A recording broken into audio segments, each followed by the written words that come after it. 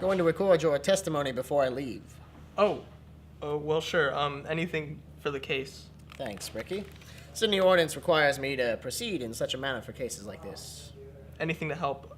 Should I start from the top? Yes. Well, today started like any normal day. I went to school. I got out of school, and I took the normal bus route home. But when I got there, it looked strange, different, I guess. And then that's when you came to the door and said the neighbors called in about a commotion, like a burglary or something. And well, here we are. That's about it, I think. So are you positive that a burglary occurred? Oh, absolutely. For documentation purposes, could you list the things that you've noticed missing? Certainly. Paper towels, a fork or a spoon, and a plastic knife. Yes. Now, do you have any idea where these things might be? Who would have taken them or used them? I think I know. Is this confidential, this recording? It depends. But really, Ricky, you must say that what you know if it will help with the case. I think Grant McGuire did it. He's always been a strange one, and my mother and I have never trusted him. And this isn't because he hasn't invited us to any of his barbecues, but I feel like he's going to be using all the stuff that he stole for his barbecues. I think he's planning one right now that we're not invited to. You should just go over there right now. I'm sure you'll find it. I'm sure if you search everything, you'll find his stuff. I never trusted Grant McGuire. He's not to be trusted. Where is your mother, Ricky? Oh, I don't really know. She's probably at school waiting for me to get out. I see. But you're already out of school, Ricky. Well, yeah. Okay, look. I didn't go to school, all right? Not today. I hung out at a park. So what? You should be going next door and questioning Grant McGuire about all of this. He's the thief. I already did that, Ricky. Grant McGuire's been out of town on vacation for a week. Well, he's a tricky one. I still think it was him. Maybe. Look, what park were you at, Ricky? You were there all day? I get it. I cut class. I didn't go. I didn't like the place, but this isn't about school. This is about my mother and I being robbed. And what are you gonna do about that? Grant McGuire's loose on the streets, probably planning a barbecue with all the stuff that he stole, and you don't even care. You don't even care about it at all. And what's wrong with you?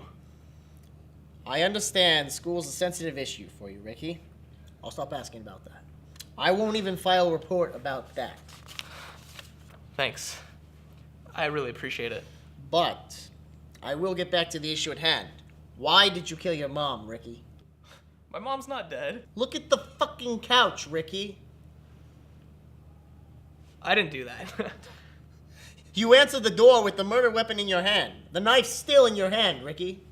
No. The other hand. Are you working with Grant McGuire? Look, your neighbor that phoned in the ruckus said she saw you stabbing your mother. Was it Grant McGuire? Grant McGuire's not in town, Ricky. Well, then how does he afford to have all those barbecues? He works, Ricky. He's a grown man. He's an adult. I suggest you start acting like one. Hey, I am an adult. Well, at least now. It was just that my mother wouldn't realize that, wouldn't recognize any of that. She always was so controlling. That's probably why Father left.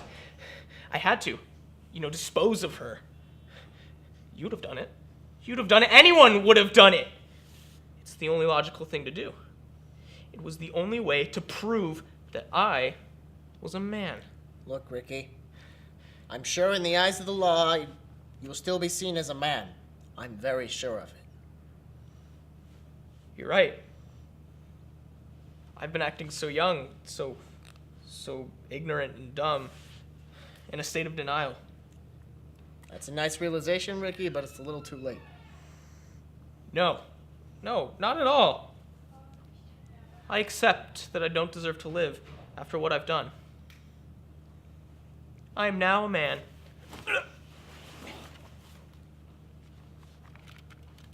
This is Officer George reporting in. Case closed. For those of you that were confused by this film, it's important to remember, life is confusing. Explain to me the thematic difference.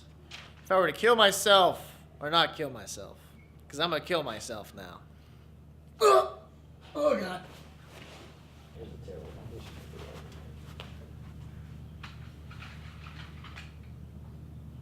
This masterpiece of a film provides an example of two types of plot, the maturation and the riddle.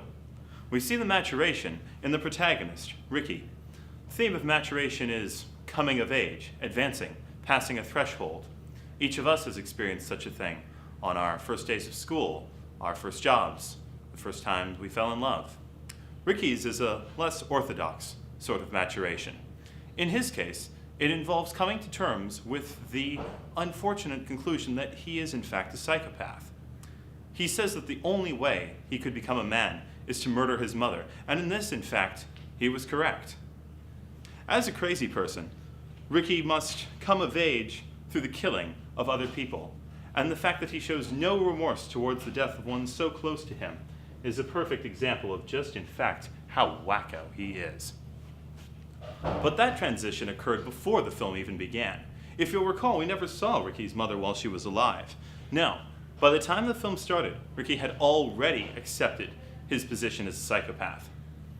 Now, the other maturation that occurs on camera is the one in which Ricky passes not from boy to man, but from alive to dead, as he realizes that he does not deserve his life, having taken his mother's. Rest in peace, Ricky. The second type of plot present here is the riddle. For a riddle to occur, two things must be present. There must be the story that you thought happened, and the story that actually took place. Ricky again provides this in the unconvincing alibi of his neighbor, Grant McGuire. As you were watching the film, did you begin to be a bit suspicious of the convenience of Grant McGuire's absence? Perhaps you wondered whether he even existed at all.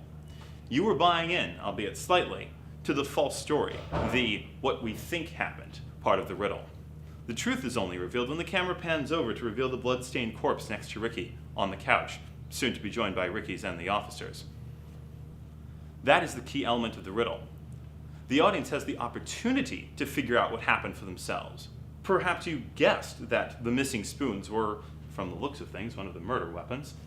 Or perhaps you bought into the story entirely and thought that Ricky was innocent, completely free of blame. Whichever the case, another key element of a riddle is that the audience must be given the opportunity to figure out the truth for themselves before it is revealed. Thank you for watching. Alan, we're not going to do it where we break the fourth wall. It made perfect sense just how it was. Sense, it's already broken. It's shattered. Dude.